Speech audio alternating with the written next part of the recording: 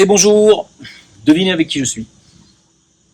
Bon, vous la connaissez, vous les connaissez. Nathalie Knepper, Anton, Anaël Parks. Et on est au Maroc. Ah oui, parce qu'on va tous finir ici, je crois que... Ah oui. Qu'est-ce qui vous amène ici? Vous, c'est les vacances? Ben oui, nous c'est un peu les vacances, enfin Un mélange. Ouais. Anaël travaille beaucoup quand même. Moi j'ai fini ici de vérifier le montage de mon prochain livre qui sort en septembre, le prochain ouvrage sur le continent mu. Donc ça a été quand même assez intense et c'est fini, c'est parti, ça va sortir et puis on est là aussi pour travailler avec Nathalie puisqu'on a pas mal de projets ensemble. Ouais, c'est ça. Moi, ce qui m'amène, c'est ce beau pays. Là. Toi, t'es tombée amoureuse? Ah, complètement. Complètement. Ah, ça y est, hein. Le virus, hein. Ah oui. Et puis vous, ça va peut-être pas tarder. Ah bah nous quoi qu'il en soit, oui, on risque de toute façon pas rester en France. Ouais. On va pas s'étendre sur ce sujet-là parce que si on commence à rentrer dans la géopolitique, on a des choses plus réjouissantes. Non mais on va essayer de monter d'un cran, tu vois. Voilà, on va se placer au-dessus de ça. Anton, moi je connais à travers ses ouvrages. Je savais pas qu'il me suivait, donc c'était une belle rencontre. Ah oui. Anaël aussi que j'avais vu dans plusieurs interviews, ensemble et seul d'ailleurs. Et Nathalie qui est déjà venue plusieurs fois et qui m'a fait ma HRE. Oui. Voilà. Et donc l'occasion c'est qu'on se retrouve là au même endroit, incroyable. Ouais. Donc on va parler un petit peu des galactiques. C'est une obsession les galactiques, c'est rien, c'est ça. Donc alors Anton, par contre on pourrait commencer comme sujet. Oh, ce que tu veux. La genèse. Moi j'ai envie qu'on retrace un petit peu, ce que j'aimerais qu'on fasse, c'est qu'on retrace un petit peu l'histoire de la civilisation humaine, comment on est arrivé, comment ça a commencé, par quoi, on parle des Anunnaki, on parle, toi qui as cette faculté de déchiffrer le sumérien mieux que Sitchin. Mieux j'en sais rien, mais voilà, c'est vrai que j'ai un souci avec les traductions de Sitchin, j'en ai parlé dans l'ouvrage Les agents de l'Apocalypse, qui à la base était une simple enquête sur Sitchin et puis qui s'est transformée en une vaste enquête géopolitique, puisque ça explique aussi quand même qui sont ceux qui se trouvent derrière la Première et Deuxième Guerre mondiale, sujet brûlant en ce moment, puisque apparemment... Et la troisième, ce sera les mêmes? Bah, pas nécessairement, mais bon. Voilà, lisez le livre et vous comprendrez beaucoup de choses, je pense, sur ce qui se passe aujourd'hui, parce qu'en fait, c'est toujours un peu la même histoire qui se déroule. Et ce qui est fascinant, c'est que ça revient à cette époque-là. On remonte à cette époque-là. Oui, complètement. Autant babylonien, autant des Sumériens, le livre démarre par ça, justement. C'est ce que j'essaye. Moi, tu sais, quand j'ai commencé à faire des vidéos il y a 12-13 ans, j'ai commencé sur des sujets spirituels. Et après, je suis dévié dans la politique. Mais parce qu'en réalité, pour moi, c'est lié. Et ce qu'il y a de fabuleux avec Anton, c'est que il met en fait comment dire, il met des images là où il me manquait ces éléments et il comble les trous en fait. C'est ça qui est bien avec ces ouvrages. Et on se rend compte effectivement que quand on cherche la base de tout ça, on tombe où? À Summer. Exact. Et si on remonte plus haut encore, on tombe sur quoi? En parallèle, de toute façon, chez les Égyptiens, puisque c'est une civilisation qui est parallèle. Il faut savoir que j'explique et je démontre dans plusieurs de mes ouvrages qu'en fait, le personnage d'Enki, le dieu sumérien Enki, qui est apprécié par pas mal de gens aujourd'hui, grâce justement à une traduction sumérienne, on se rend compte qu'effectivement, ce dieu sortait du lot, on va dire, puisque les Anunnaki étaient dans l'ensemble plutôt sanguinaires. Et lui, ce qui l'importait, c'était d'aider le genre humain.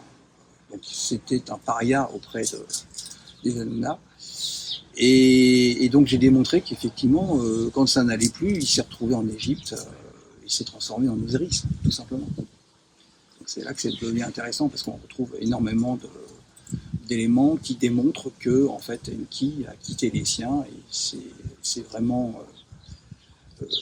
planqués en Afrique, jusqu'en Atlantide aussi. Ça, c'est aussi un de mes sujets que j'ai pu traiter dans la dernière marche des dieux. Voilà.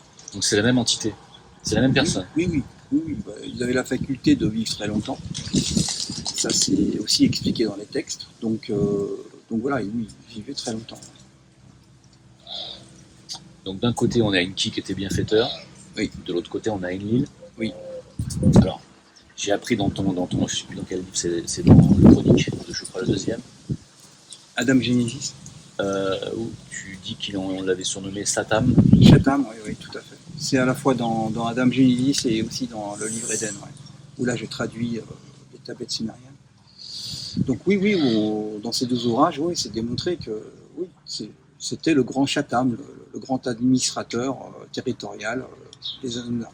Et ce qui est important de distinguer, c'est à la fois ce que tu as reçu, les visions, intuitives dans les chroniques du Mirkou, et ton travail de chercheur, notamment dans Éden, où là tu t'appuies sur le décodage, d'ailleurs même pas le décodage, la traduction pure et simple de textes mésopotamiens qui ont plusieurs milliers d'années et qui prédatent la Genèse biblique. Donc ça corrobore non seulement tes visions, mais en plus ça nous instruit sur les véritables origines des textes sacrés. Oui, complètement. Alors c'est vrai, voilà. Si on veut vraiment partir du début, c'est voilà. Annaëlle et moi, on a reçu des visions, c'est d'ailleurs. Alors, mais les visions, c'était quoi? Les visions, je me retrouve systématiquement dans le corps de personnages principaux qui se trouvent dans les chroniques du Mirkou, à savoir essentiellement donc Enki, qui a encodé énormément d'informations grâce à son cristal, qui s'appelle justement Mirkou, d'où le titre de la série. Et puis d'autres personnages parallèles qui ont le Mirkou en main et qui enregistrent aussi des éléments parallèles et très importants aussi, des personnages comme sa mère Namou, qui s'appelle aussi Nouréa, son fils Horus. Voilà, et d'autres personnages comme ça qui ont eu le Mirkou en main. Et toi, tu as eu la même vision? Alors il faut savoir que le destin a bien fait les choses. Si de ton côté tu présentes l'arrivée notamment des Anunnaki sur Terre du point de vue, donc, on va dire, ceux qui sont bénéfiques à l'humanité, de mon côté c'est plutôt l'inverse. J'ai reçu, on va dire, le clan des méchants. Et c'est en ça qu'il est intéressant de faire s'entrecroiser les récits. On comprend de chaque côté quels sont leurs intérêts, quels sont les points de faiblesse, quelles sont leurs embrouilles, quels sont tous les points stratégiques, on les voit de l'autre côté. Il faut savoir qu'initialement j'ai découvert les écrits d'Anton Parks quand j'avais 18 ans. 2 ans plus tard, je me retrouvais sur son forum officiel à faire de la modération. Quelques années encore après... D'accord, on ne se connaissait pas. C'est ça, on ne se connaissait pas et je n'ai jamais vraiment étalé non plus tout le détail de mes visions sur les forums. J'avais déjà écrit les ouvrages et je les avais remisés dans un coin en me disant à quoi un truc pareil peut-il servir. Et ensuite, on est devenus amis au bout de quelques années. 10 ans d'amitié déjà, sans parler de notre couple. Et là, quand on s'est enfin mis ensemble, tel qu'on le raconte dans notre autobiographie écrite à 4 mains, toutes les rames à la matière, je t'ai enfin révélé le fond de ces visions et on a eu la joie notamment de contrôler la fin ensemble. Et ça, c'est un élément qui n'a été ni publié, ni diffusé nulle part et dont personne ne pouvait absolument connaître les détails savoureux. Et entre autres de tout, on va dire, les petits détails pareils qui s'entrecroisent au fil de ce récit, on sait que ça peut servir. Ça peut servir déjà à retranscrire, bien sûr, une idée inconventionnelle de la jeunesse du genre humain. Mais ça peut aussi apporter des éclairages sur notre propre nature. Parce que souvent, on nous dit « qu'est-ce qu'ils sont humains, ces personnages ?» En réalité, c'est nous tous qui sommes un petit peu imprégnés de leur culture reptilienne et on s'identifie encore à eux. Donc ce récit, il a vraiment plusieurs entrées. Qu'on veuille le lire comme un récit de fiction ou quoi ne nous dérangera jamais. Pourquoi ? Parce que nous, on est aussi dans un travail de recherche. Et il y a des points sur lesquels on ne peut pas... on peut toujours bien sûr nous attaquer et tout remettre en cause, il n'y a pas de sujet, mais on a des points de démonstration qui sont durs. Et je suis d'accord, toi-même tu le dis souvent, si j'avais pas été Anton Parks, est-ce que j'aurais lu et adhéré aux chroniques du Mirkou ? Je suis pas certain. Et moi c'est pareil, je suis pas certaine que j'aurais pu aller vers ce genre de littérature.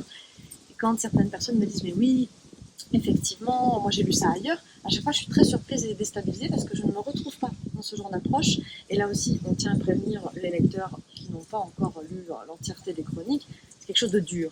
C'est un récit qui est sombre, qui est violent. Ouais, donc si on cherche de la légèreté, de la lumière, une spiritualité. Ouais, il y a quand même beaucoup Voilà. de lumière grâce au clan Bien sûr. d'Enki. Voilà, mais C'est violent. Pas une légèreté. c'est de la d'être. survivance. Hein. Ouais. C'est pas une littérature qui poussera la personne vers ce qu'on peut appeler, tu sais, l'éveil, la transcendance, Oui. un calme intérieur. C'est stimulant. Et alors, lecture. si tu dis il y a de la lumière avec le clan Enki, mais donc ça veut dire qu'il y a des Anunnaki positifs. En fait, il ne s'appelle pas Anunnaki, il s'appelle Nungal, les grands princes. Donc ce sont, d'après les recherches et les découvertes que j'ai pu faire entre-temps, puisque bien entendu, comme je suis très cartésien, et elle aussi, on s'est très rapidement lancé dans des essais, quoi, dans une vie de recherche, c'est très important pour nous. Et d'ailleurs, c'est assez amusant parce qu'il y a autant de lecteurs qui aiment les chroniques que de lecteurs qui aiment les essais, et bien souvent, ceux qui adorent les chroniques sont pas spécialement friands des essais, et inversement. Voilà. Donc il y a différents publics qui nous suivent, et c'est assez amusant, mais il y a aussi quand même pas mal de gens qui aiment les deux. Et voilà, donc c'est important. Donc du coup, effectivement, je me suis mis donc dans la recherche, dans la traduction, ça a pris du temps aussi. Mais j'ai eu quelques facilités puisque j'ai reçu du sumérien, même si c'est une langue morte qui ne se parle plus du tout. Il m'a fallu quand même pas mal de temps aussi, ça j'explique dans différents ouvrages, pour comprendre que c'était du sumérien. C'est une fois que je me suis retrouvé au musée du Louvre avec un dictionnaire sumérien, complètement par hasard, que j'ai compris que c'était du sumérien. Toi, tu sais comment ça se parle? Bah, Parce que c'est comme les hiéroglyphes, tu sais, on arrive à les déchiffrer, mais comment ça se parle? C'est une langue morte, donc on présuppose beaucoup de choses.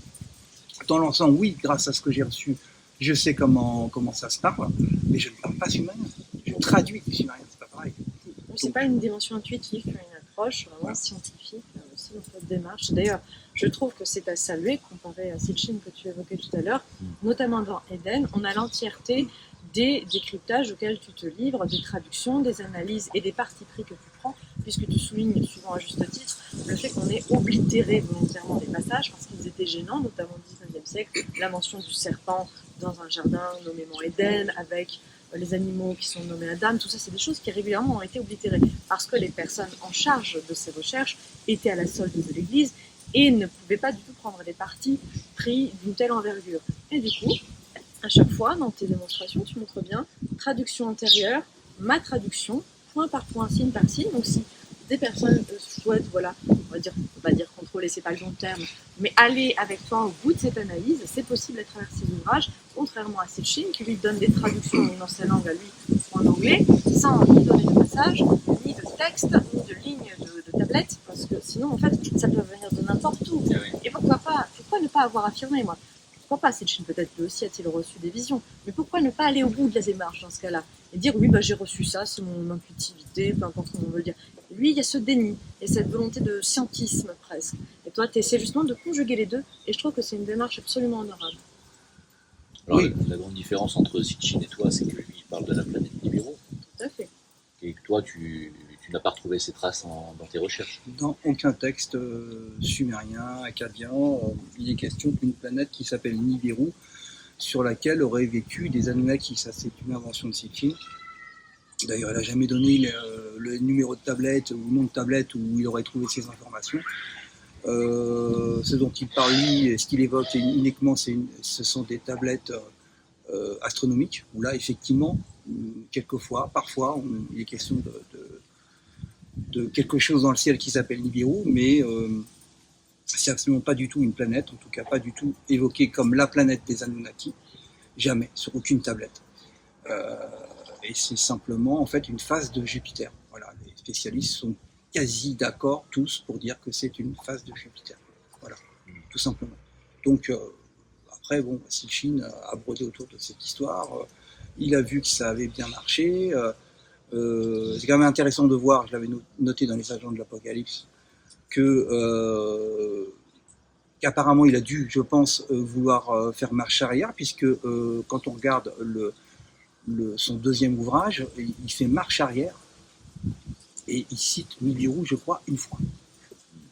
Et ce Ce bouquin n'a malheureusement pas aussi bien marché que le premier. Et comme par hasard, dès le troisième et jusqu'à la fin, ça n'a pas arrêté. Nibiru à toutes les sauces. Donc voilà. Donc ça, c'est un exemple. Parmi tant d'autres. Alors, pour refaire juste un petit peu la genèse, on va pas la faire entièrement, sinon ça va prendre 8 jours. Oui. Non, mais rapidement. Donc, en fait, on a Anu, Anu, qui s'est cloné lui-même. Il a fait Enki, puis il a fait Enlil. Oui. Et ça a créé une genre de deux clans. Pourquoi est-ce qu'ils étaient aussi différents l'un de l'autre? Tu as trouvé une explication? Oui, tout simplement. Les Anunas sont des guerriers, en fait, tout simplement. Et d'ailleurs, on le voit bien dans les tablettes babyloniennes, ils sont en guerre contre des formes de vie qui sont pas toujours bien nommées, à part les Kingu. Ce sont des guerriers, alors que les Nungal, donc l'autre clan, qui est plutôt bénéfique, et qui est dirigé par Enki,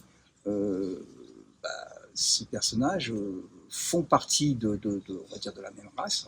Donc j'ai démontré aussi dans plusieurs de mes ouvrages qu'en fait tous ces gens-là sont des reptiliens. L'iconographie sumérienne, akkadienne est hallucinante, quoi. On voit bien régulièrement les dieux, et je le démontre dans mes ouvrages. Et dès que je peux montrer, placer des images qui vont dans ce sens, j'hésite pas, parce que voilà, c'est très clair. Ils portent souvent des noms de dragons, des surnoms qui expliquent en fait qu'ils ont tel ou tel pouvoir en rapport avec justement les serpents ou les dragons, etc. Et puis on voit bien de toute façon dans l'iconographie, question de reptiliens. Donc, et les Nungal, eux, sont les grands princes. Ce sont des gens plutôt bénéfiques et qui se sont rapprochés du genre humain et se sont devenus les Néphilim, entre autres. Les géants. Voilà, c'est ça. Les grands princes. C'est ça. Et eux sont pas reptiliens? Si, aussi. Ils sont reptiliens.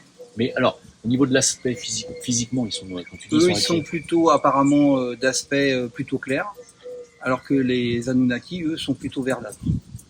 Verdâtres. Ouais. D'accord. Donc on les retrouve dans la mythologie japonaise, le dragon, et puis de l'autre côté avec le serpent à plumes, enfin ils sont partout. Ah oui, tout à fait. C'est les mêmes. C'est les mêmes, bien sûr. D'accord. Systématiquement, bien sûr. On les retrouve en Égypte après. Alors pourquoi cette forme pyramidale selon toi? Parce qu'on la retrouve partout, la pyramide, on n'est pas qu'en Égypte. On a vu en Chine, il y en a partout. En Europe aussi d'ailleurs. Et en Amérique centrale. Bien sûr.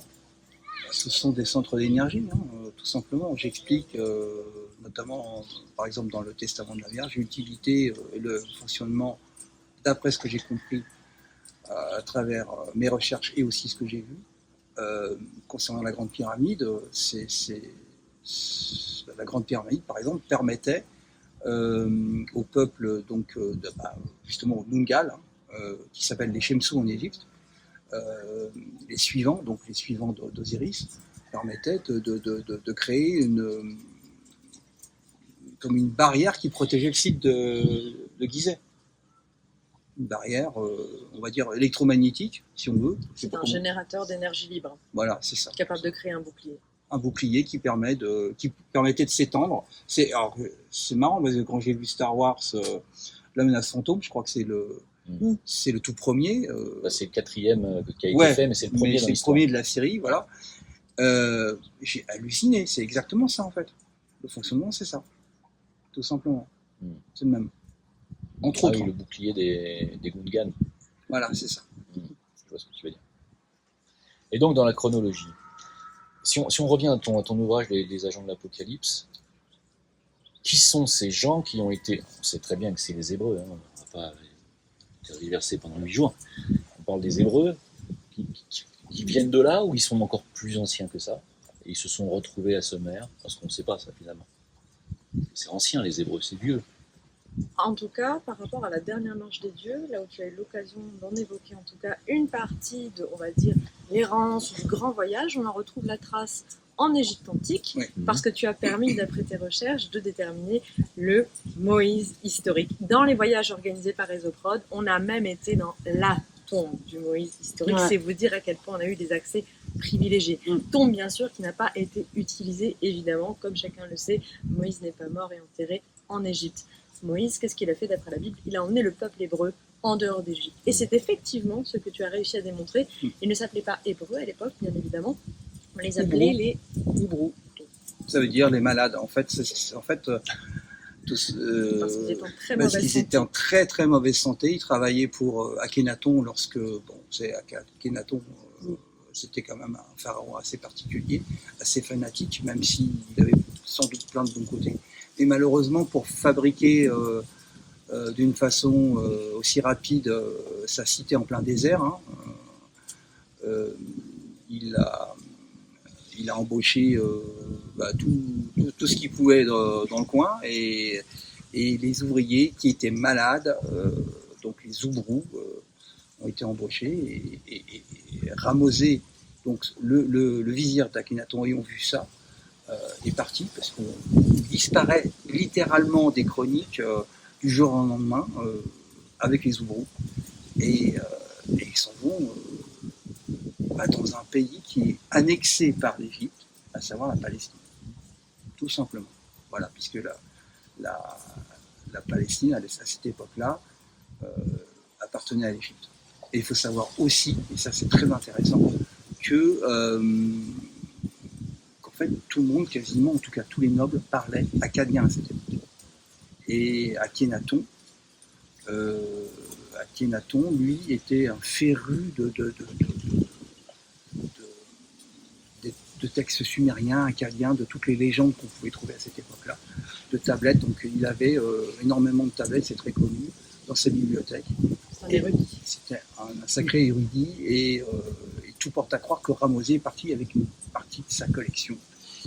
Ce qui lui a permis, comme l'explique la Genèse, d'écrire justement la Genèse. Et tous ces personnages de la mythologie égyptienne qui sont mi-humains, mi-animaux, parfois même totalement animaux, c'est du symbolisme, mais est-ce que ça vient du bestiaire, son fameux bestiaire céleste? Oui, après il y a un mélange entre ces différents concepts. Alors, ce qui est intéressant de savoir, c'est qu'effectivement, on a tendance à considérer l'Égypte comme un tout, du point de vue iconographique, puisqu'il y a des standards, se mettre sur le côté, etc. Et comme ça a été stable, entre grands guillemets, sur plusieurs millénaires, on se dit c'est un tout. En réalité, il y a une évolution iconographique très importante au fil des millénaires, puisque c'est une croyance quand même qui est préhistorique. Donc on sait qu'on peut remonter, on va dire, les bases de ce qui est aujourd'hui interprété comme la civilisation égyptienne à au moins 10 000 ans avant notre ère. Donc on a l'impression que c'est un tout, c'est stable, pas tout à fait. Il y a un mélange en effet de représentations à volonté naturalistes et d'autre part des représentations qui sont plus symbolistes, qui sont classistes, qui sont là pour établir un genre. Par exemple, quand le pharaon va boire à la mamelle de la déesse Hathor, à aucun moment on imaginait qu'il y avait une dame qui représentait Hathor et le pharaon qui s'adonnait à un rituel infantile. C'est pas du tout ça. Là, on est vraiment sur de la puissance symbolique. D'ailleurs, c'est tout le principe de l'écriture. L'écriture manifeste, et le symbole qui est sur le mur, par exemple, est censé faire devenir réalité les choses. Donc, ils savent qu'à la base, ce n'est pas réalité. C'est le principe de Eka, c'est faire passer ce qui est symbole jusqu'à la réalité. D'autre part, il y a des volontés naturalistes, notamment ce qu'on a pu voir dans un des temples, dans le temple, dans une des cryptes du temple de Dendera en Égypte, lors de notre premier voyage, la première version du voyage en Égypte avec Ésophode. Et Nathalie. Voilà. Et on a pu accéder à une de ces cryptes dans lesquelles il y a la très controversée fameuse ampoule. Tout le monde la connaît, avec les serpents, l'ampoule. Et surtout, ce qu'on oublie, à côté d'elle, de ces ampoules, se trouvent des personnages anthropomorphes à tête de grenouille. Alors on a la déesse, justement, Eka, qui peut être représentée à tête de grenouille, mais c'est très marginal. Donc on est en droit de se demander, est-ce que ça représente ces endroits si cachés, seulement accessibles à quelques rares initiés, la vraie figure des dieux, que seules quelques rares personnes étaient autorisées à voir de visu et donc de s'imprégner de leur force et de ce savoir secret. Et la grenouille, ça symbolise quoi? La réincarnation. Généralement, l'incarnation justement d'une conscience ou d'une âme qui a été choisie par le clergé. J'ai travaillé énormément sur les rituels justement de réincarnation. On peut retrouver toute cette analyse dans la déesse cachée, l'arbre de vie, où je fais justement remonter les origines de cette croyance à plusieurs dizaines de milliers d'années, et dans lesquelles en fait on voit qu'en Égypte, cette grenouille représente ce son de l'âme depuis l'au-delà jusqu'ensuite retourner chez nous, et on l'extrait. On ne laisse rien au hasard dans les lignées spécifiques, dans les lignées nobles qui pouvaient s'adonner à ces rituels. On allait pêcher véritablement une conscience pour l'intégrer dans un corps afin qu'on se perpétue.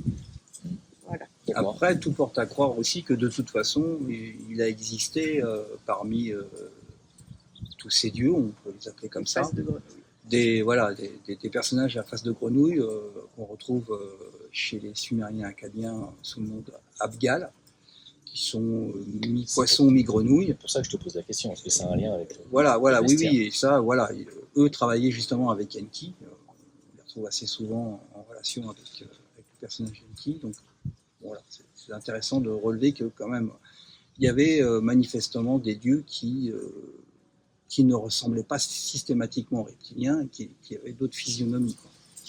De toute façon, c'est reptilien. Hein. C'est ce que j'allais dire. C'est une génétique de base complètement reptilienne. Ouais. Alors, avant de continuer le fil de l'histoire, ils viennent d'où, les Anunnaki? Si tu as l'information, si vous avez cette information. Si on fait abstraction de ce qu'on a pu voir, hein, qui va dans le même sens, l'iconographie, dans l'iconographie sumérienne acadienne, il y a systématiquement une constellation qui apparaît très souvent et souvent auprès des dieux, c'est les Pléiades. Voilà. Donc tout porte à croire qu'il vient des Pléiades. Tu es d'accord avec moi? Rien d'autre à rajouter, je suis. Il y a aussi la constellation d'Orion, puisque tu as quand même Alors, t'as Sirius qui revient beaucoup aussi. oui, alors ça c'est plutôt chez les Égyptiens, Sirius et Orion aussi. Ça c'est plutôt un rapport, mais il faudrait vraiment rentrer dans nos ouvrages. C'est plutôt un rapport avec on va dire, certaines races qui aident le clan d'Enki. Donc, Ce que tu nommes les planificateurs. les planificateurs et notamment ceux qui portent une tête de lion. Les Urmas. Les Surma, voilà. Trou de mémoire. Il faut lire du Anton Parks. Mais moi, je C'est me tout. perds. De toute façon, à partir du moment où c'est écrit, hein, je le dis souvent, on a reçu tellement d'informations, en tout cas moi je pense comme ça, une fois que c'est reçu, c'est dans un coin de ma tête, et j'essaye de pas trop y penser, sinon je vais oublier. Et c'est déplié au moment de rédiger l'ouvrage, en tout cas la partie en question, qui va se retrouver dans les chroniques. Et après c'est oublié, et ça me laisse de l'espace pour d'autres choses, et je me sens beaucoup mieux et beaucoup plus léger. Mais alors, chaque écriture d'un ouvrage des chroniques est pénible pour moi. Elle a une facilité déconcertante. D'ailleurs, je le rappelle, hein, tous ces livres sont déjà écrits depuis un moment, bien avant qu'on soit ensemble. Elle attend patiemment que moi, j'avance sur mes chroniques. Mais comme j'ai aussi beaucoup d'essais et beaucoup de recherches à faire en parallèle, voilà, ça va pas aussi vite que certains le voudraient.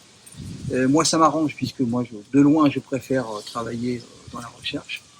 Mais que je rassure tout le monde, hein, aujourd'hui, on est en 2024, et donc le prochain livre qui sort, qui vient d'être fini et qui est sous presse actuellement, concerne le continent nu. Et par contre, le prochain, ça sera bien la suite des chroniques. Top. Une bonne nouvelle. Oui. Il n'y a que des bonnes nouvelles ici. Et donc, alors, attends, juste pour terminer avec le dossier des Oubrous. Ouais. Ils auraient été mandatés Oui. par, donc, qui? À nous, l'île Non, Il s'agit d'une corporation de travailleurs. voilà, qui ont été, ils ont été embauchés par Akhenaton pour Et alors, ça remonte pas plus loin? C'est-à-dire- Là, on est juste sur de la recherche. là, on est vraiment Factuel. sur de la recherche. Après, voilà, je vais pas jusqu'à expliquer l'origine même de leur genèse. Voilà, c'est pas un sujet pour lequel j'ai trouvé des choses très concrètes. Voilà, je sais qu'il y en a qui le font et qui le feront sans doute bien mieux que moi. En tout cas, moi, la première source que je trouve, que j'ai pu trouver, c'est les fameux Oubrous qui travaillent pour Akhenaton, qui sont les ouvriers d'Akhenaton, qui travaillent en plein désert et qui sont malades tout simplement parce qu'ils sont maltraités et mal nourris. Ça, c'est important. On a découvert, grâce aux dernières découvertes sur place, que en fait ils étaient lotis dans des endroits insalubres et que voilà, et c'est le seul moment dans l'histoire, je tiens à le préciser, c'est le seul moment dans l'histoire de l'Égypte, parce que c'était vraiment un honneur de pouvoir construire pour le pharaon. C'est le seul moment où on trouve trace, et d'ailleurs même dans l'iconographie, hein, on trouve des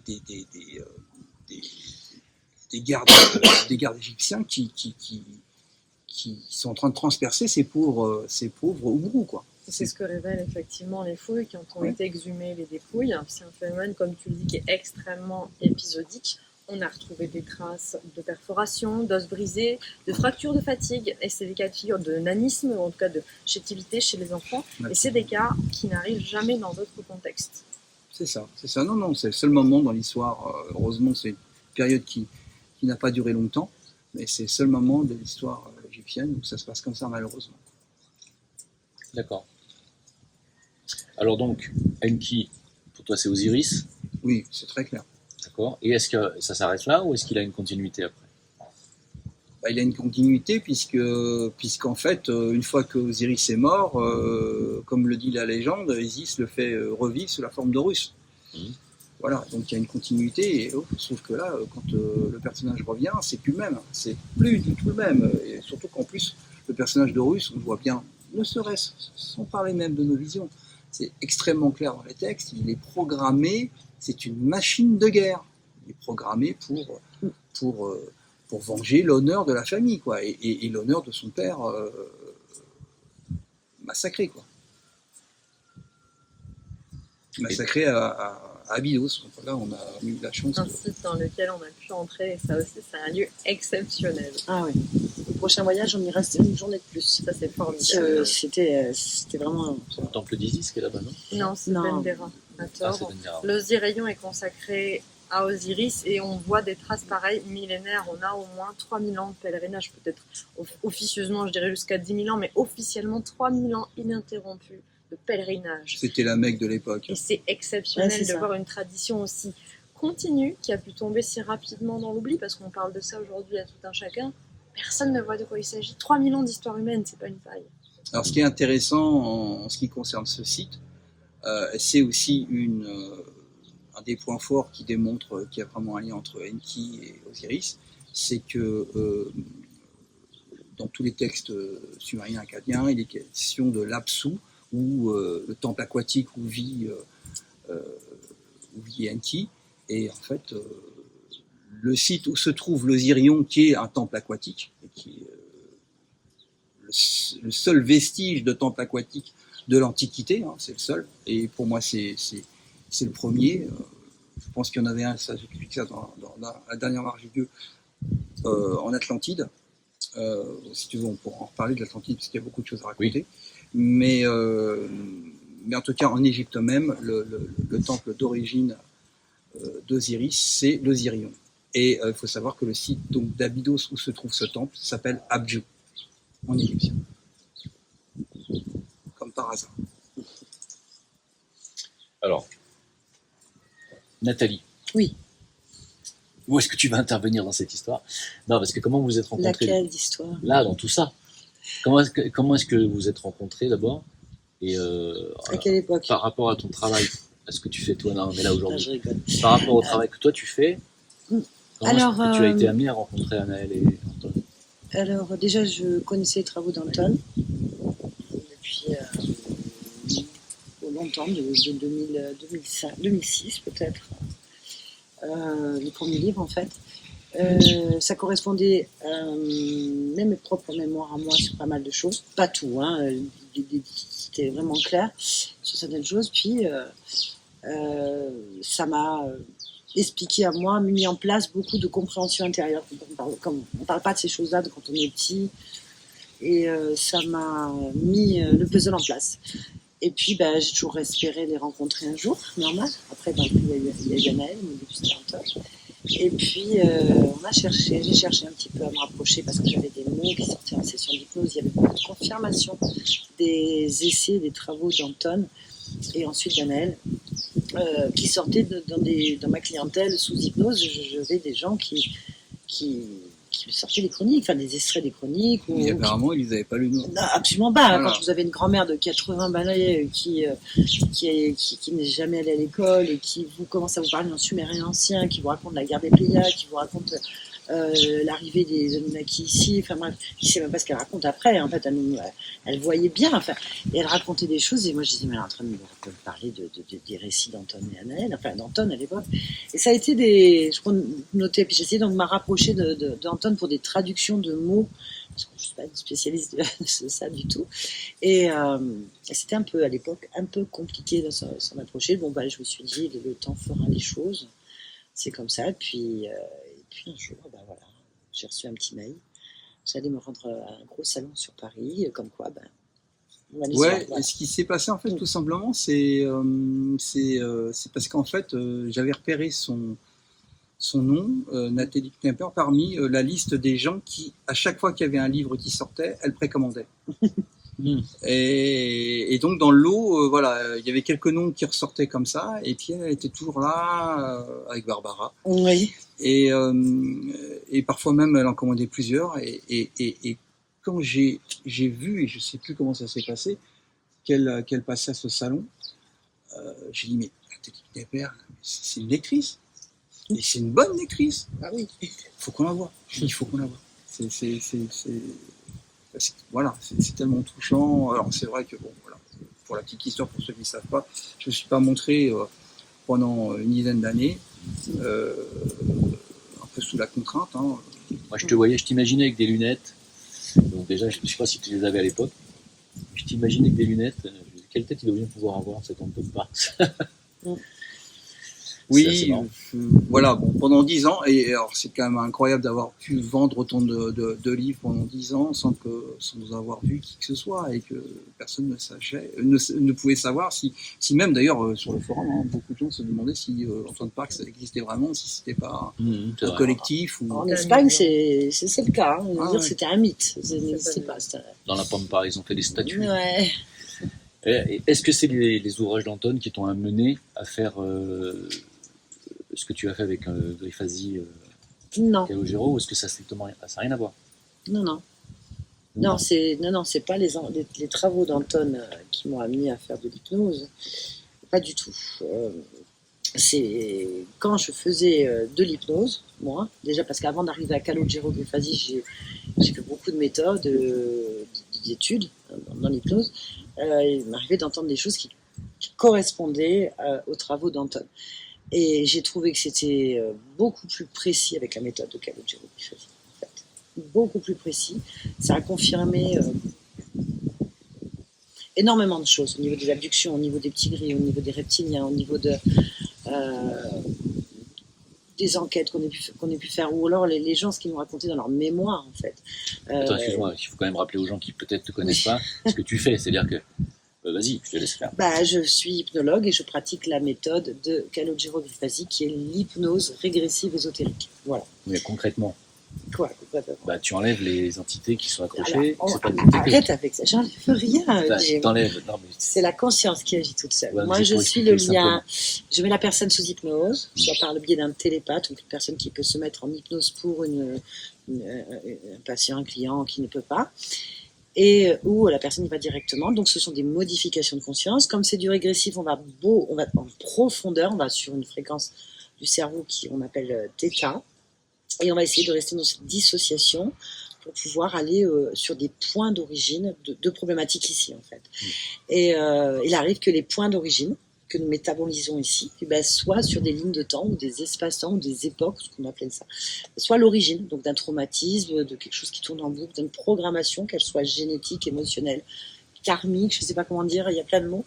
Et donc le fait de retourner à cette origine, en annulant, en modifiant, en créant, en s'observant, peu importe, on peut changer, modifier, annuler, éradiquer, transformer. Je peux dire plein de choses, ça dépend de la conscience, du niveau de conscience de la personne. Et en revenant ici, à court ou long terme, on va sentir les bienfaits de ne plus métaboliser des informations erronées qui ne correspondent pas à cette vie-là, par exemple, et qui nous peinent ici. Donc c'est ce que je vais faire. Et donc à travers ces modifications de conscience, on se retrouve avec des informations récurrentes sur des personnes lambda, dans le monde, qui n'ont jamais approché ni les écrits d'Anton ni d'Anaël, de près ou de loin, qui n'ont jamais parlé sumérien, ni Kémet ancien, j'ai eu un japonais, un samouraï du XIVe siècle, donc il a fallu faire traduire dans le médiéval japonais. Je pense que moi, c'est très complexe. La personne elle-même, elle ne sait pas ce qu'elle a raconté. En attendant, elle a parlé quand elle était en modification. Elle était samouraï, chasseur de dragons, en fait. Et elle nous a donné des détails hallucinants. On peut vérifier. En plus, c'est ça ce qu'on aime bien enquêter derrière. Et donc voilà, c'est comme ça que je me suis dit waouh. Entre ce que moi je possède personnellement, qui m'appartient, mes mémoires à moi, mes flashs, mes sorties de corps à moi. Tous les chercheurs que j'ai pu rencontrer, les bouquins que j'ai pu lire, dont ceux d'Anton, qui ont été pour moi la cerise sur le gâteau, on va dire, parce que ça m'a permis vraiment de mettre beaucoup de choses en place, et les hypnoses, je me suis dit, il y a quand même là beaucoup de liens, beaucoup de pourcentages qui se regroupent en fait. Et donc, comme je suis une chercheuse dans l'âme, j'ai mis en place profondément des choses pour pouvoir regrouper ces savoirs, faire des comparaisons. Je faisais déjà des clubs de lecture privés avec des archéologues, avec des chercheurs, avec des gens lambda sur les écrits. On échangeait nos idées, on fouillait, on cherchait déjà à l'époque. Et là, on a poursuivi sur d'autres modèles. On veut aller plus en profondeur, on peut ramener... Parce que je suis comme eux, je suis sceptique de base, je suis cartésienne. On dirait pas, hein, parce Eh que ben si. je sais que les gens certains nous prennent pour des... Bien sûr, Voilà, que bon, si on est les bien gens nous ancrés, prennent tout simplement pour des illuminés, c'est bien simplement parce qu'ils comprennent pas que c'est pas de la magie tout ça, c'est pas de... C'est de la recherche.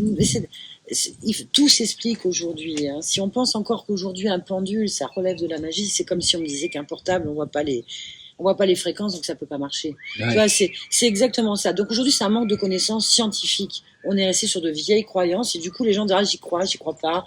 Oh, c'est des allumés, ça c'est des scientifiques. Non, tout s'explique aujourd'hui. Justement, c'est la démarche qu'on a eue tous les trois et ce qui nous a regroupés, en dehors de choses personnelles bien sûr, qui nous a regroupés, c'est cette volonté de démontrer d'une façon scientifique, archéologique, historique, à plein de niveaux, qu'il y a la possibilité de vérifier ces informations que nous possédons, que nous entendons, ou qu'on trouve, voilà, de le ramener au grand public, de prouver en fait que justement on n'est pas que des allumés, qu'on n'est pas que des gens qui vivons à 1,50 m au-dessus du sol, quoi. Moi, ça ne me dérange pas qu'on nous perçoive comme ça, parce que chacun est libre et vraiment, ça appartient. Ah oui, ça me dérange pas. En l'état de fait, si on veut être dans le déni des faits, moi, j'ai aucun souci avec ça. Parce qu'on a le droit de faire un grand déni. Non, mais Chacun son étape dans la vie, chacun son domaine d'expertise, sa manière d'évoluer vers un cadre qui lui paraît rassurant, un cadre sémantique. Exactement. Et je comprends quand on est à certaines étapes de sa vie qu'on ne puisse pas adhérer à de telles propositions. Imaginez, on parle quand même de grands reptiles qui peuvent manger des humains et qui les passent à la casserole et qui rigolent en les étripant.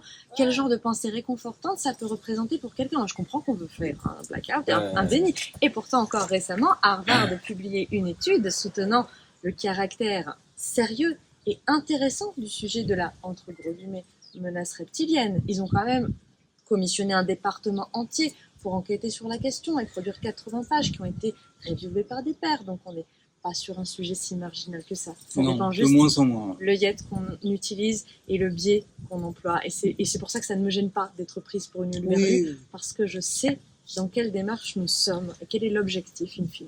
Non, on est clairement, c'est aussi pour ça que j'ai mis autant de temps à me lancer dans l'écriture, on est très cartésien. Comme tu le disais, et comme je l'ai déjà dit dans une précédente interview, je lirais du Anton Pars aujourd'hui, je ne serais pas Anton Pars, je ne serais pas du tout certain d'apprécier les chroniques du Birkou. Les essais sans doute, parce que c'est vraiment quelque chose voilà, il y a des références, il y a de la recherche, et c'est du concret, mais en ce qui concerne, voilà, des gens comme nous qui débarquent et qui disent on a reçu des visions, on va vous raconter l'histoire de l'humanité telle qu'on l'a compris, telle qu'on l'a vue. Non, moi je me gratterais vraiment la tête. J'adhèrerais pas au propos. C'est très clair, donc on ne peut pas en vouloir aux gens. Le chercheur est toujours cartésien. Hein. Oui. Le chercheur est cartésien. C'est le sceptique qui lui est fermé et qui ne veut pas aller plus loin, il ne veut pas aller voir. Et le chercheur est cartésien. Tout est moi aussi, je suis cartésien à la base, mais après, quand tu pousses vraiment les portes se voit. et que tu as l'honnêteté de dire mais ça, Ouais. pourquoi on n'en parle pas C'est ça, en fait, ça t'interpelle, il faut que tu ailles voir pourquoi. faut être C'est honnête. logique, en fait. Ouais. Hein. Et en fait, la plupart des scienteux aujourd'hui, ils sont plutôt fermés. Ils ne veulent pas remettre en question les dogmes. Et encore une fois, parce que ça leur fait peur de sortir d'un cadre sémantique, parce qu'effectivement, je le conçois, les propositions qu'on offre sont pas réconfortantes, elles sont particulièrement angoissantes. Donc si on est déjà un angoissé de nature et qu'on n'a pas envie de s'ouvrir à d'autres choses, mais c'est l'horreur, c'est le pire, il ne faut pas aller vers ça. Mais tout aussi, il faut quand même raison garder et bien dire que parfois la libéralisation de la pensée a poussé les choses un peu trop loin. Par exemple, le platisme, sans vouloir trop m'étendre là-dessus, moi m'inquiète par rapport à l'état d'éducation des personnes qui adhèrent à cette No proposition. comment. Et c'est pour ça, et souvent, il faut savoir qu'on nous compare, parce qu'il y a une volonté de créer un amalgame entre des personnes dépourvues de culture et d'ambition, et même de connaissances basiques, de trucs qu'on apprend en primaire, Oui. et des personnes comme nous qui allons au bout de la recherche. Et c'est facile, une fois qu'on a créé cette façade, de nous amalgamer avec des personnes qui sont vraiment dans une situation problématique, peut-être même pathologique. Remarque, le platiste va te dire que c'est lui qui va au bout d'une recherche que toi, tu ne veux pas. Mais tant mieux, je suis rassurée pour eux, parce qu'effectivement, moi, je n'adhérerai pas. Alors, il faut savoir à ce sujet-là, quand même, c'est très intéressant, et j'en parle d'ailleurs dans l'ouvrage qui sort sur Mu. On a quand même découvert, il y a une poignée d'années, hein, c'est tout récent, d'énormes cavités sous terre. On peut mettre 5 fois l'Everest dedans. L'Everest. Donc, on en a trouvé une gigantesque et je montre les images en question scientifiques, hein, tirées d'articles on ne peut plus sérieux. On a trouvé donc une énorme cavité sous l'Afrique et une autre sous le Pacifique. Et on a également trouvé, tout récemment, un océan intérieur. Ouais, d'eau douce. Et ça, c'est en lien direct avec le platisme. Pourquoi ? Parce que la théorie de la Terre creuse, c'est quelque chose qui vient de nos visions et qu'on n'a jamais cessé d'essayer de démontrer avec des arguments. Ça a quand même créé là aussi des départements d'études. Des millions d'euros ont été attribués à des chercheurs pour parvenir aux modélisations que tu proposes dans cet ouvrage, qui sont issus d'articles reviewés encore une fois par des pairs scientifiques.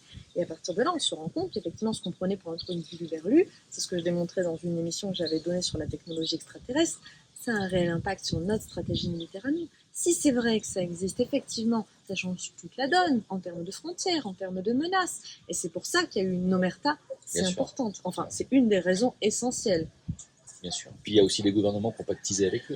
bien sûr. Et même qui ont pris possession de certains espaces, évidemment. Et ça, c'est quand on a enfin les preuves pour asseoir un propos comme ça, qui nous a valu nous prendre des tomates pendant des dizaines d'années, ben, on se dit, ça fait du bien. Non, C'est agréable. on vit quand même, on a la chance de vivre là vraiment dans une époque qui est certes très compliquée et très difficile, parce qu'une poignée de personnes a décidé que ça serait comme ça, pour leurs intérêts.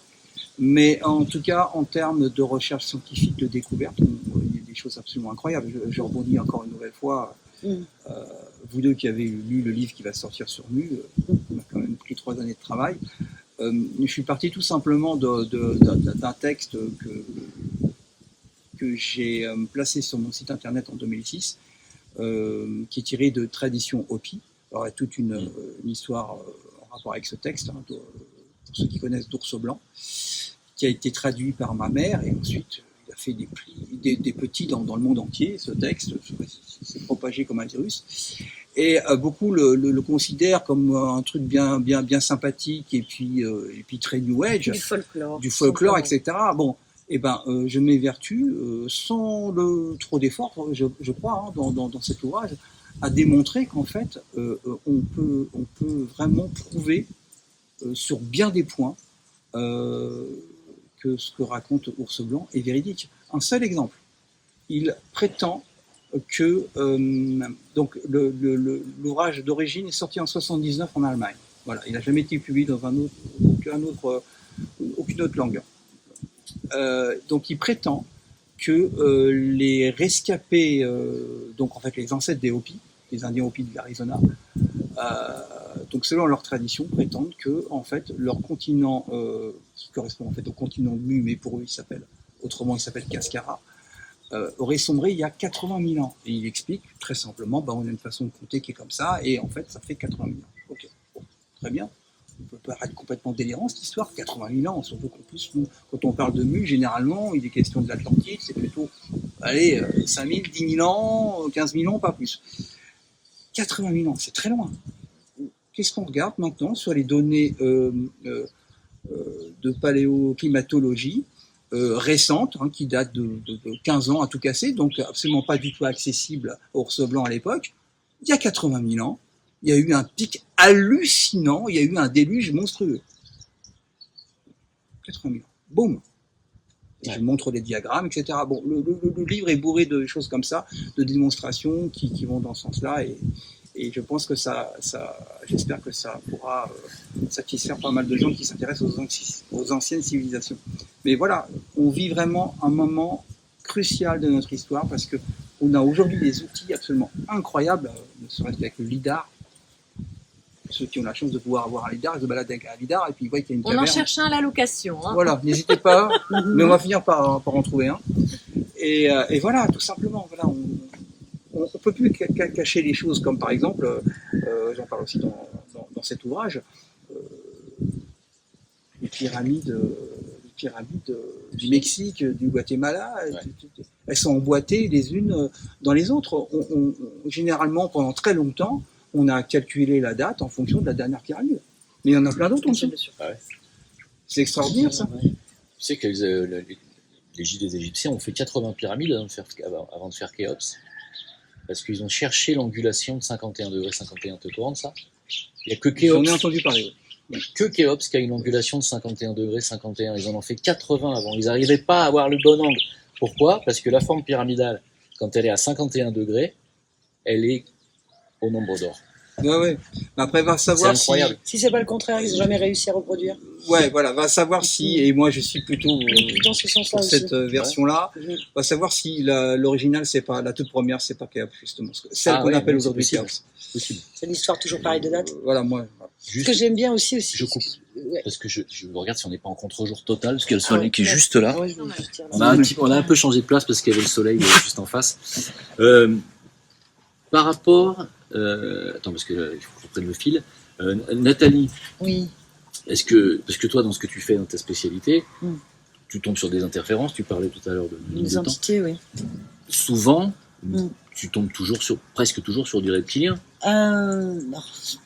Je tombe, on va dire, oui, très souvent sur des profils reptiliens. Parce que c'est, pour moi, la race reptilienne et les espèces reptiliennes. Donc, il y en a beaucoup. On pourrait dire que nous, on a du reptilien. On en a, ouais.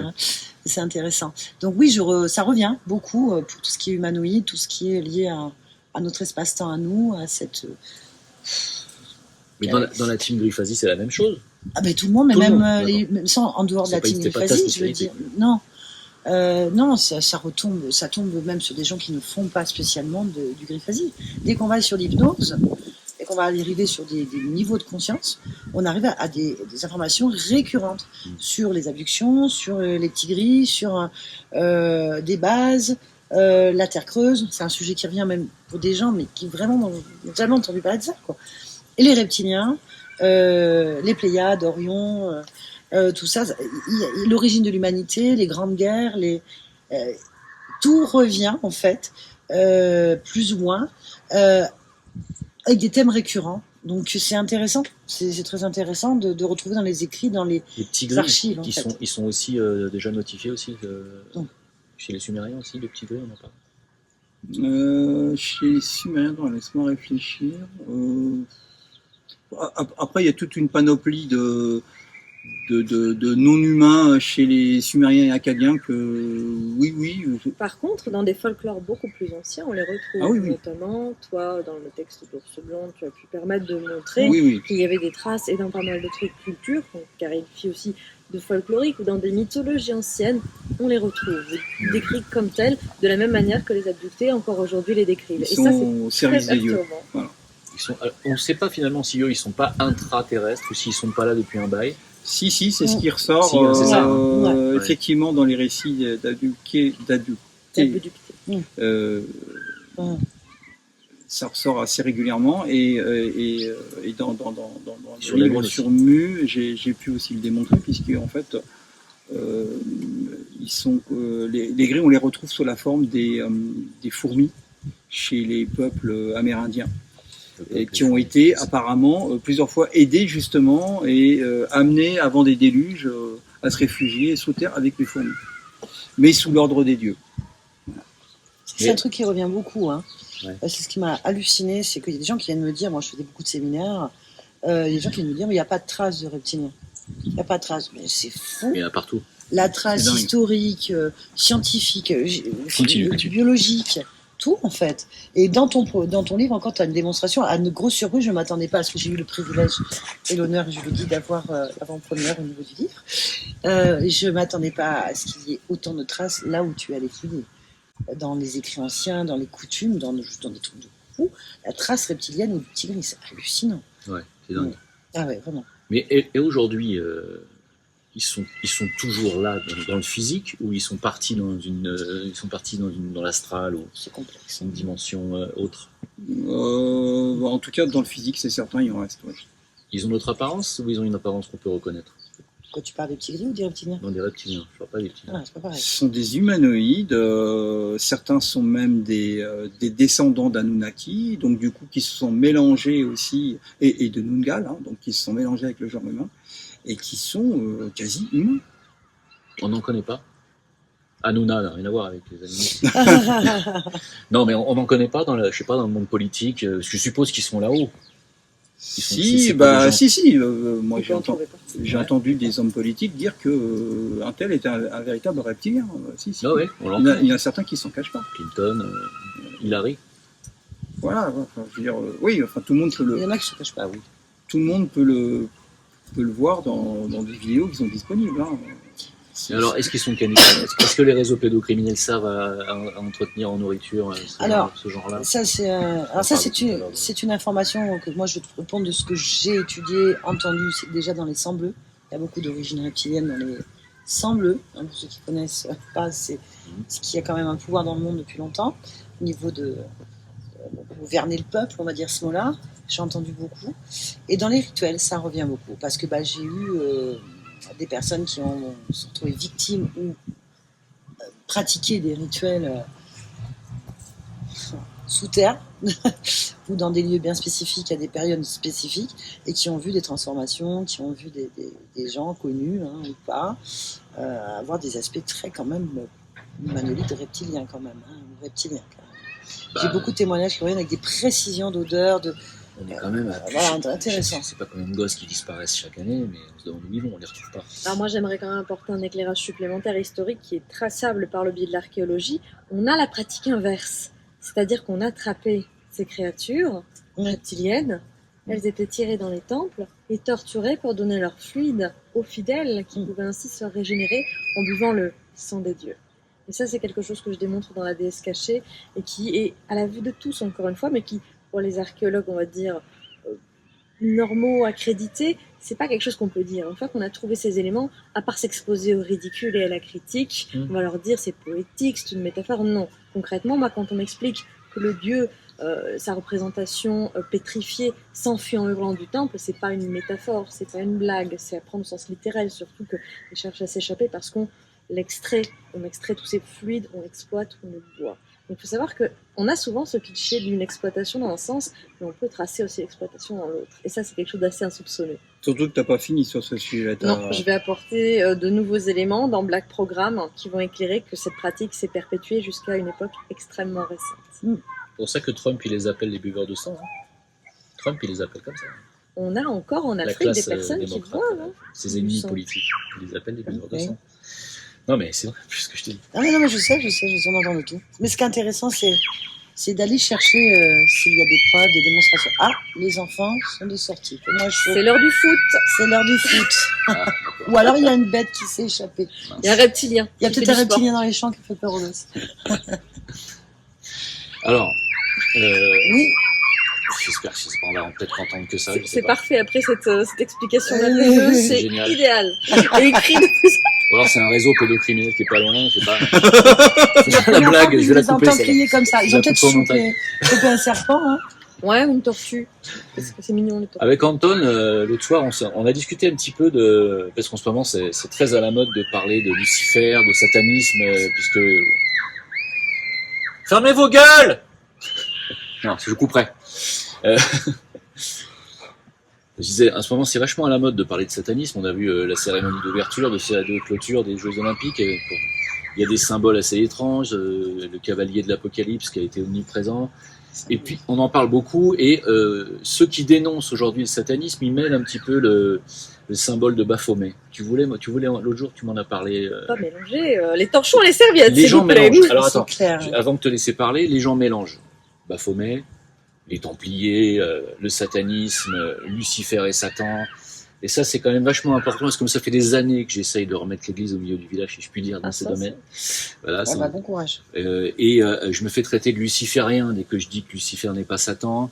Pourtant, c'est Alors que c'est une évidence. Ah bah, il y a des textes très C'est clairs clair, oui. où tu vois, moi j'ai démontré dans un ouvrage justement dédié aux Templiers, qui est véritablement Lucifer, d'après ce que j'ai découvert, et on parle d'Horus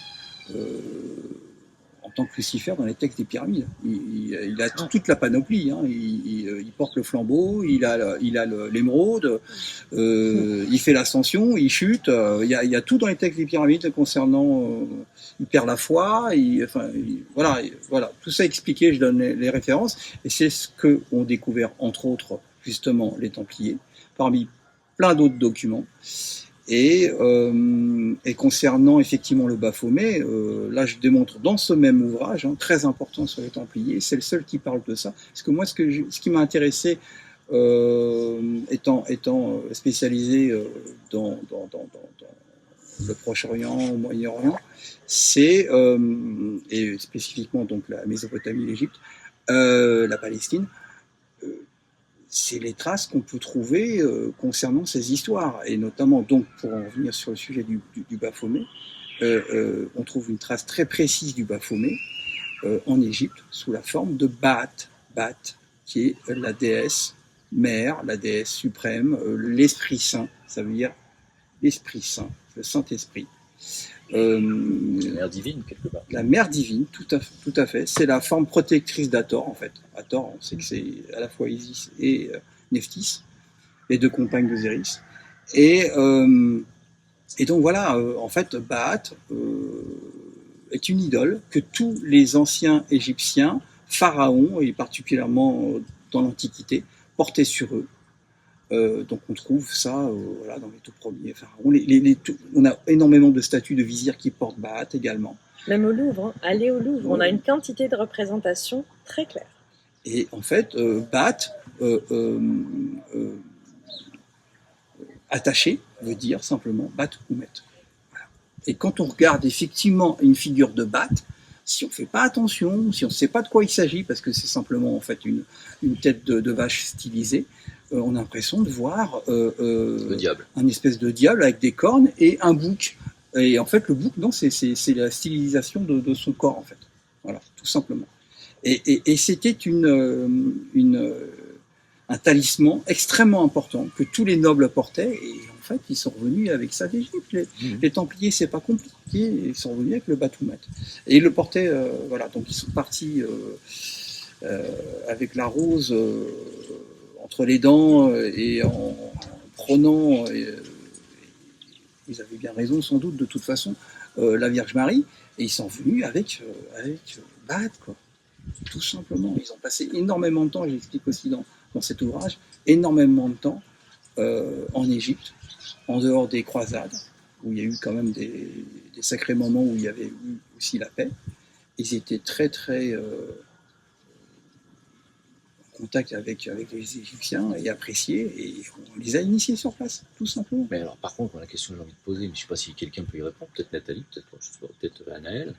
Pourquoi est-ce que la clique qui dirige aujourd'hui et qui est loin d'être lumineuse se sert de ces symboles? Ah, mais ils les déforment totalement. C'est de la magie inversée. C'est de la magie inversée, j'allais Tout dire. simplement. Classique. Tout à fait. Ils se servent de ces symboles. Comme la pyramide qu'on retrouve partout, ils s'en servent aussi. Comme chacun depuis toujours, on réutilise les symboles du passé pour porter ses propres projections à soi. Quel est leur sens et quelle est leur portée, après ça leur appartient, mais ça ne doit pas salir dans l'esprit du public vraiment le caractère historique et le sens véritable de ces symboles. C'est ça qui est regrettable dans cette affaire. Donc Lucifer, Principe négatif ou positif pour toi? Mais dans les textes égyptiens, totalement positif. C'est Horus qui vient sauver le genre humain et également sauver les siens du clan de Seth. Seth Et qui est. Seth, Enlil. Seth, c'est Enlil, c'est le Chatham. Voilà, exactement. Tout à fait. Donc, Satan, Shetan, c'est marrant ça. Ouais. Ça. Oui. Oui, il y a une homophonie très claire. Hein. On c'est voit. Setesh en fait, en égyptien c'est Setesh. Mais oui, voilà, c'est très clair. Donc, ça a été inversé une fois de plus, comme d'habitude. Et il y a des textes très clairs, et j'en parle aussi dans Corpus Deae, entre autres, mais aussi dans d'autres ouvrages, où on voit très clairement, on comprend les enjeux de cette bataille entre Seth et Horus, donc entre Lucifer et Satan. C'est très clair. Ouais, je suis d'accord. Hein. J'ai toujours dit, hein. Voilà, et ça fait pas de moi un luciférien. Et j'irai même bien plus loin, puisque il est très très clair aussi que dans les textes égyptiens, en fait, Horus c'est une forme christique, tout simplement. Oh oui, je suis disant. Mais c'est un peu normal que les gens aujourd'hui tout mélangé. Pendant très longtemps, on n'avait pas accès à la connaissance, tout était interdit, tout était en latin, la messe était faite en latin, les gens n'avaient pas le droit de lire. Pendant très longtemps, on n'avait pas le droit de posséder même une Bible, ni quoi que ce soit. Donc en fait, dans l'inconscient collectif, Lucifer, les gens en ont fait une association, et ça a bien servi. Ça a très bien servi. Il me semble que c'est au IIe siècle après Jésus-Christ que on a associé Satan. Au 12e. Deuxième. Deuxième. Ouais, c'est Lucifer. Il y avait un. Moi, j'étais sur 12. Tu vois. Je sais pas si c'est un pape qui s'appelait Lucifer. Je crois aussi. Un truc comme ça. Oui. On a associé Satan à Lucifer, mais à ce moment-là, alors qu'à l'époque grecque, c'était Phosphoros. Oui. C'est le porteur de lumière, ça a jamais été. Exactement. Et ça, je l'ai expliqué, mais ça rentre pas dans la tête des gens. Bah ouais, ça, bah, chacun Non, son parce que chemin. comme tout, ça a été diabolisé, effectivement, comme l'expliquait Nathalie, une fois qu'on a fait un amalgame, comme pour tout, quand on parlait des platistes et de nous tout à l'heure, une fois qu'on a fait 7 ans Lucifer amalgame, doux, vilain, pas gentil, c'est terminé. Il n'y a plus à discuter. Et ça, c'est terrible parce qu'on parle de clichés. Ouais, et une fois que les clichés sont entérinés, ils sont entérinés par notre culture collective, le cinéma, la littérature, le manichéisme ou les discussions de comptoir, c'est foutu. Toute la subtilité est évacuée du débat et c'est bien la problématique, c'est de créer des clivages. Et c'est ce contre quoi on se bat. Là aussi, on n'est jamais dans la démarche de dire, voyez, avec nos livres, vous avez la vérité vraie, vous allez pouvoir instruire le monde entier, soyez l'apôtre de la vérité vraie. Non. On est dans une démarche de réflexion, de modération et d'arriver à prouver qu'on peut être équilibré tout en ayant accès à des connaissances très marginales. Et je pense que c'est aussi développer sa force de caractère. Et c'est là-dessus qu'on aime à se distinguer et apporter cette force intérieure aux gens. Ils ont les arguments, ils ont la solidité, ils n'ont même plus besoin de se poser comme ça en apôtre. Parce que c'est bien ce à quoi nous invitent ces débats manichéens, c'est à dire « mais moi je sais » et l'autre répond en face « mais moi je sais aussi ». Et là, il n'y a plus de discussion. Et qu'est-ce que c'est le pire des mots? C'est la guerre civile. Et c'est ce vers quoi nous invite notre culture médiatique actuellement, c'est le clivage, le silence et la destruction des familles. Et c'est ce contre quoi nous on se bat avec fermeté. Et de l'autre côté, il y a un gros retour à la religion parce qu'ils se retournent vers Jésus parce qu'ils voient bien qu'on est en train de détruire tous les symboles chrétiens et d'ailleurs aussi de la Vierge Marie, de Jésus, on est en train de les salir. Et il y a un gros retour à ça parce que les gens comprennent l'existence, hein, qu'il vaut mieux revenir à ça plutôt que de partir dans le. Après, toute forme de radicalité religieuse, culturelle, répond à un besoin d'insécurité. Et je pense qu'il est important, comme tu le disais très bien tout à l'heure, de remettre l'église au centre du village, c'est-à-dire que nos insécurités sociales actuelles et les problèmes économiques que nous traversons, on les détourne en nous faisant parler de religion et d'idéologie. Alors que la réalité, c'est que les gens crèvent la dalle, n'ont pas de quoi se mettre un toit sur la tête. Et là est le vrai problème. Et on nous détourne, on nous renvoie vers ces débats qui sont nauséeux. Et je trouve que là, c'est de la manipulation médiatique aussi, alors que ça fait partie des fondements les plus nobles de l'humanité. Ces éléments, ils sont là pour nous faire grandir et non pas pour nous hisser les uns contre les autres. Quoi qu'il en soit, faire une recherche historique comme vous faites, ne t'empêchera pas de croire au Christ. Hein. Exactement. Bien entendu. C'est pas bien au contraire. Cela est clair, je trouve, d'un jour nouveau, ces choses-là. Néanmoins, on n'est pas pour l'idolâtrie. Et c'est là-dessus aussi qu'on s'appuie beaucoup sur une démarche qui est similaire à la tête des pères. C'est cette idée qu'on n'est pas là pour idolâtrer, que ce soit Jésus, que ce soit quelqu'un d'autre, ou même une idée, un concept. Restez dans votre souveraineté à vous. Et là est la plus grande des forces. Ne remettez pas votre force ou votre libre arbitre entre les mains de qui que ce soit. C'est en vous, par vous, pour vous. C'est exactement ce que j'allais dire. Ça serait peut-être bien que pour une fois que l'humanité arrête de tourner en boucle sur des cycles où à chaque fois que ça va pas, on retourne dans la religion, quand ça va bien, on quitte la religion, et on se retrouve toujours avec les mêmes choses, le chien qui se mord la queue, et les mêmes problèmes. En fait, on voit qu'une seule chose, c'est qu'on refait en boucle les mêmes problèmes, les mêmes choses, parce qu'en fait, on n'arrive pas à comprendre que nous sommes le pouvoir, que nous sommes les créateurs, et que ce que nous ne voulons pas, pourquoi est-ce que nous créons ? Pourquoi est-ce qu'on refait en boucle les mêmes choses, les mêmes concepts ? Pourquoi on cherche des sauveurs ou des gens qui vont venir régler nos problèmes à notre place ? Ça donne notre monde depuis des cycles et des cycles.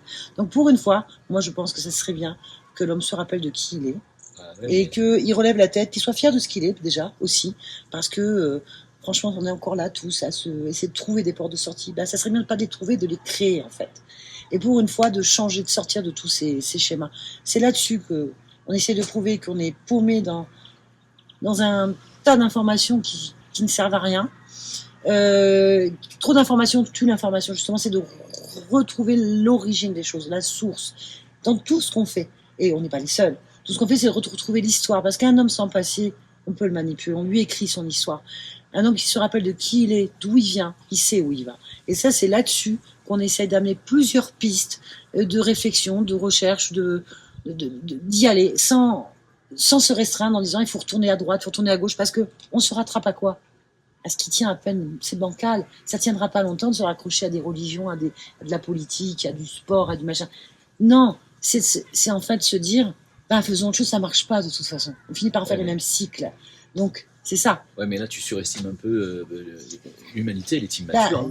Non, elle est immature. Pourquoi ? Parce qu'on lui a toujours fait croire qu'elle était incapable de faire quoi que ce soit, qu'il lui fallait des leaders, des gens qui décident pour eux, des gens qui les tuent pour des idées, de l'argent, du pétrole, ou peu importe les époques, pour qu'il y a toujours y avoir un dieu ou un sauveur qui décide de s'ils doivent mourir, manger ou pas. Besoin, Nathalie, ils en ont encore besoin. Mais ça, parce qu'on leur a jamais appris qu'ils pouvaient être eux aussi autre chose.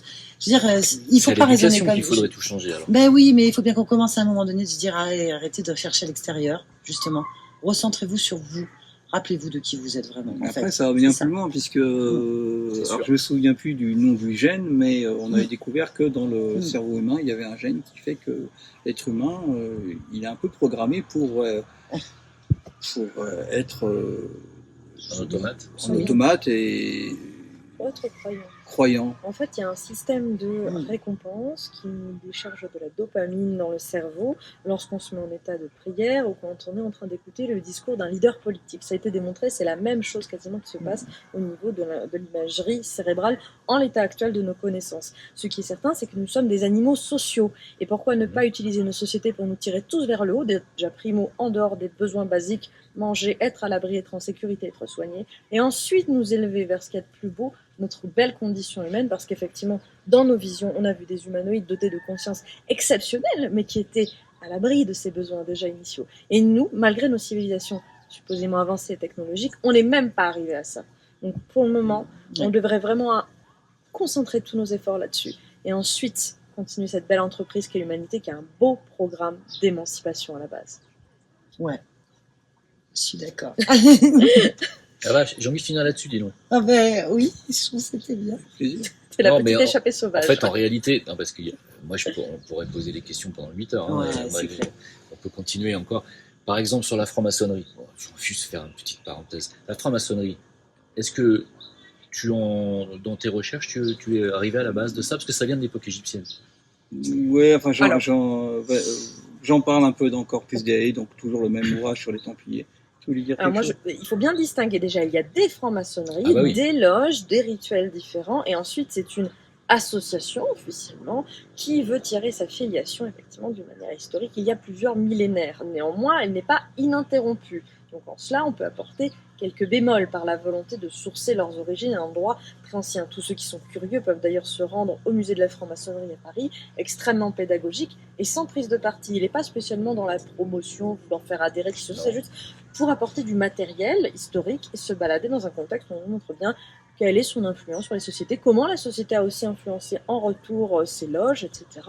Et d'ailleurs, aux Journées des patrimoines et portes ouvertes, vous pouvez rentrer à Paris dans les différentes loges qui sont ouvertes, compagnon sur eux, et qui sont sous format associatif et qui sont donc déclarées. Parce qu'il faut toujours distinguer ceux qui se disent francs-maçons, qui font leur truc dans leur cave, et ceux qui adhèrent véritablement, on va dire, à cette charte. Vraiment garder raison là-dessus et faire super gaffe. Effectivement, c'est un système de pensée initiatique très ancien, Mais j'insiste sur le caractère non ininterrompu. Il y a eu des interruptions, il y a eu des pertes, il y a eu énormément d'évolutions. Et l'infiltration aussi.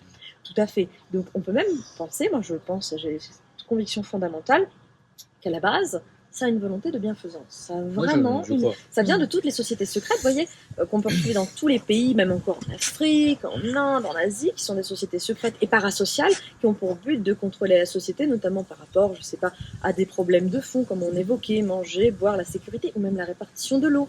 Dans tous les pays sujets à sécheresse, il y a des sociétés secrètes dont la charge est de réguler le débit des sources. Et si elles n'étaient pas secrètes, elles seraient influencées par le pouvoir politique en place ou les contingences de chacun. D'où la nécessité sans arrêt d'avoir appel à ce secret, à ces codes. Et j'en parle pas mal, notamment dans l'ADS caché, quand il s'agit de l'ordre des loups-garous, qui est à mettre en rapport avec les Néphilim, et qui sont en réalité, là aussi, anciens de plusieurs milliers d'années, et qui n'ont rien à voir avec des bêtes bestiales. C'est quelque chose dont on trouve trace encore il y a quelques siècles seulement. Les derniers loups-garous se sont éteints il y a très peu de temps, et leur rôle était les garants, tout simplement, de la gestion de l'agriculture, d'un bon calendrier et de la juste répartition des ressources. Ça n'allait pas plus loin. On les a bestialisés, on a déformé leur message et on les a transformés en créatures de foire hollywoodiennes, alors qu'encore une fois, c'était des guides laissés par ces dieux qui sont tombés il y a longtemps, chargés de nous instruire. Oui, ils faisaient partie à l'origine, en tout cas leurs descendants du clan Osiris Enki, hein, qui sont des grands leaders de tous ces arts et de l'agriculture qui ont tant apporté au genre humain. Et on trouve trace de ça aussi bien dans les textes égyptiens, mésopotamiens. C'est extrêmement précis. Alors, juste pour finir avec la franc-maçonnerie, je voulais terminer, c'est qu'à l'époque égyptienne, on les appelait les Frimicènes. Franc-maçon, c'est Frimicènes, c'est les enfants de la lumière. Mhm. Donc, est-ce que c'est luciférien? Oui, puisque ça vient, c'est porteur de lumière. C'est luciférien à la base. Vraisemblablement, ça a mais toujours pas un luciférien, but voilà, pas dans le sens satanique. Oui, bien sûr. C'est ce qu'aujourd'hui tout le monde entend. Porteur Ouais, c'est de luciférien. connaissance. Non, à la base, Connaissance, le mental c'est- illuminé. Exactement. c'est pas un mystère. À la base, on sait que de toute façon, un grand pan de la franc-maçonnerie provient d'Égypte. C'est ça. Donc voilà. Qui est le grand leader, le grand héros de l'Égypte, hein, c'est Horus, hein, c'est donc Lucifer. Alors, ne serait-ce que pour prendre une toute petite référence, Gadlu, le centre de, on va dire, le grand architecte de l'univers dans leur rituel, mais qui c'est le grand architecte, donc c'est aussi le potier, c'est Ptachnum, qui est un des avatars d'Osiris, c'est simple comme bonjour. C'est, en fait, Qui deviendra lui-même Horus. Voilà, Enfin, voilà. on peut qu'on ait un peu de culture, le décodage est super facile à réaliser. C'est ça qui est bien. Un peu de culture, c'est qu'il faut quand même chercher. C'est pas Bah faux. oui, bien sûr, mais enfin quand même. Bah oui, C'est c'est ce que les gens ne facilement font trouvable. pas, ils ne cherchent pas. Pour être platiste, il faut quand même pas avoir cherché longtemps. Non mais pardon, mais tu vois ce que je veux dire?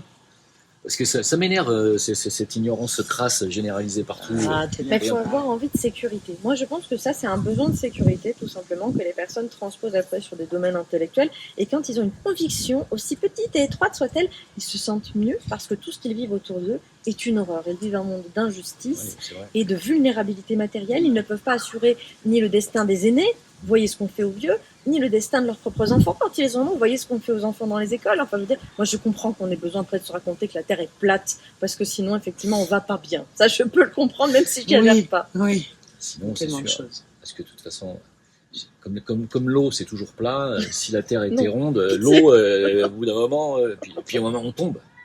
On fait le Ça, c'est trampoline aussi. les arguments des platistes. En parlant d'autre chose. C'est Donc, ça. non, on va pas faire une vidéo de 8 heures. Bientôt, vous repartez en Égypte, et c'est ça? Oui. D'abord au Mexique. Voilà. Formidable. Mexique, Guatemala, Mexique, Arizona, donc Les Vénards. en rapport avec le prochain bouquin sur Mu, puisqu'on suit un peu les traces des traditions de ces différents peuples qui parlent de Mu, justement, dans leurs différentes traditions, pour finir en beauté chez les Hopis, justement. Donc là, c'est eux qui détiennent vraiment cette connaissance. Et puis, effectivement, on va retourner en Égypte. Ouais. Voilà. J'aimerais bien pouvoir venir avec vous. Je vais voir, je vais essayer. En fait, C'est on va génial. retourner en Égypte parce que On va bien venir. C'est un beaucoup de plaisir. personnes n'avaient pas pu venir au premier voyage. D'autres, ça leur a donné envie. Il y en a qui avaient eu un petit peu peur avec le conflit qui démarrait Bien à ce évidemment. moment-là. Et en fait, Ça se comprend. voilà, donc du coup, on va le refaire avec Antoine Annel, l'équipe d'Isoprod. avec un jour, je crois que c'est pas 10 jours, mais c'était 12 jours, parce qu'on va rester un petit peu plus à Bidos pour pouvoir plus rentrer en profondeur dans certains endroits, parce que c'est quand même, ça a été très intense. On a eu un itinéraire quasi parfait. On a essayé d'avoir deux petites choses qu'on n'a pas pu avoir à cause des instances égyptiennes, hein, c'était pas nous, et on va essayer de les avoir là. Mais on a eu les visites privées, tout était en privé, que ce soit la Vallée des Rois, que ce soit la pyramide de Gizeh, tout c'était pour nous. La pyramide en fait. de Gizeh pendant 2 heures, hein, et on a fait les 3 niveaux. Hein. Quasiment personne n'a fait ça. Le Zérion, pour nous, le Zérion, en fait, 2 heures pour nous tout seuls. Voilà. On a été à Edfou, où là j'ai pu Oui. aussi expliquer les textes d'Edfou que j'ai traduits dans la dernière marche des dieux. Je vais te faire parvenir le livre, où je te le donnerai en main propre quand on se reverra. Avec plaisir. Où là j'ai traduit donc la version égyptienne de l'Atlantide. C'est un ouvrage qui est sorti en 2013. Voilà. Et c'est absolument exceptionnel, quoi. On voit bien que Platon s'est inspiré de ces textes qui ont été gravés plus récemment, mais qui sont en fait très anciens puisqu'ils proviennent de manuscrits qui se sont transmis de génération en génération, de siècle en siècle, et qui sont prétendument originaires de Thoth. Et en fait, ils ont été préservés par miracle dans ce temple parce qu'il leur restait de la place. Et donc, comme ils avaient ces textes dans leur bibliothèque à Edfou, puisque en fait, le temple d'Edfou, comme quasiment tous les temples égyptiens, sont reconstruits sur d'autres anciens temples.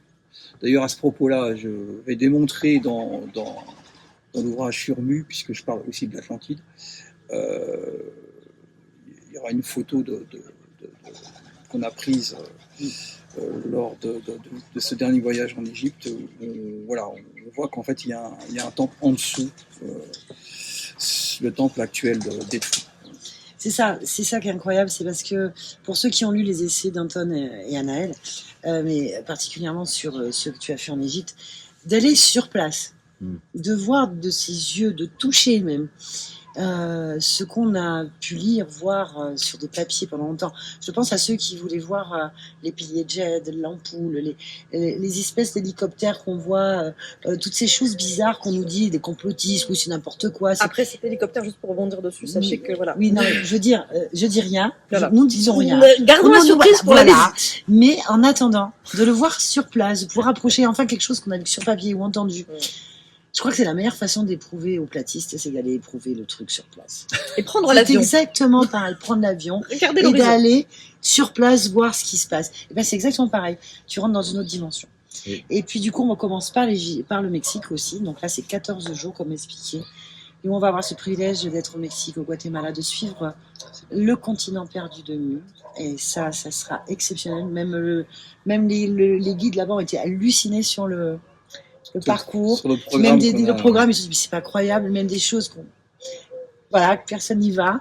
Et on finira bien sûr en Arizona avec les Indiens Hopi pour aller, waouh, voilà, ça va être exceptionnel. Génial. Et bien sûr, c'est ouvert à tout le monde, sachant que plus vous inscrirez, plus vite vous aurez l'occasion d'y aller parce qu'il y a déjà beaucoup de monde en fait. Oui. Voilà, ça c'est en octobre le Mexique, et après on enchaîne directement. En novembre. Il faudrait finir presque à Nazca au Pérou avec les momies extraterrestres là, puisqu'ils ont trouvé des. Vaste sujet. Oui, vaste sujet, oui. Il y a tellement à dire, aisément. Pour une fois qu'on en a entre les mains. Parce que c'est des vrais là. Enfin, moi je crois. Tout le monde n'est pas d'accord. Il y a un débat, mais c'est vrai que moi je trouve qu'au moins ça a le mérite d'exister. C'est un sujet intéressant, sachant qu'en plus on trouve des traces dans les textes régulièrement de cette notion de momie ou de reste de corps extraterrestres. C'est récurrent dans de très nombreuses civilisations. À savoir s'il s'agit de vrai ou pas, je suis personne pour en juger, je les ai jamais eu entre les mains, j'ai pas mené d'analyse dessus. Mais j'ai eu le dossier.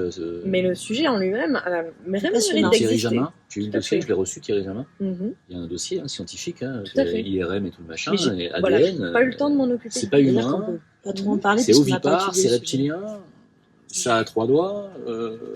Qu'est-ce que c'est que cette bestiole ? La question, mais en effet. En fait, c'est vrai que nous, moi j'ai pas étudié le sujet, vraiment non plus, donc on peut pas s'exprimer dessus.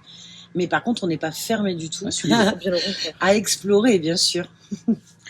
Eh ben, on fera un volet numéro 2 de cette super entrevue. Je vous remercie beaucoup.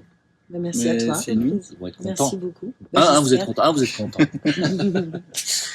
Bon voyage et puis j'espère venir avec vous comme ça. Avec grand bientôt. On plaisir. fera un À reportage. bientôt.